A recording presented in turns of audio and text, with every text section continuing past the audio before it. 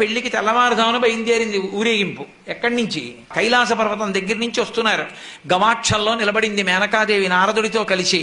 ఒక్కొక్కళ్ళు వస్తున్నారు. అబ్బా వెలిగిపోతున్నాడు, ఆయనేనా మా అల్లుడంది. కాదమ్మా, సూర్యుడు దిక్పాలకుల్లో ఒకడు.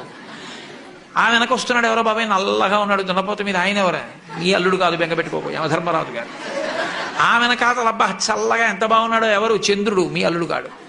ఈయనెవరోనయ్యో చాలా అందంగా ఉన్నాడు, ఎర్రగా ఉన్నాడు, కాంతులీనుతున్నాడు. బ్రహ్మగారు, మీ అల్లుడి దగ్గర పురోహితుడమ్మా, పెళ్లి చేయడానికి వచ్చే బ్రహ్మగారు ఆయన మీ అల్లుడు కాదు. ఓ అలాగా, ఇతనెవరో నీలమేఘశ్యాముడు, చాలా అందంగా ఉన్నాడు, శాంతాకారం భుజగచైనం పద్మనాభం సురీశం. అమ్మా, ఆయనకి మీ అల్లుడికి భేదం చెప్పకూడదు, కానీ ప్రస్తుత మీ అల్లుడు కాడు.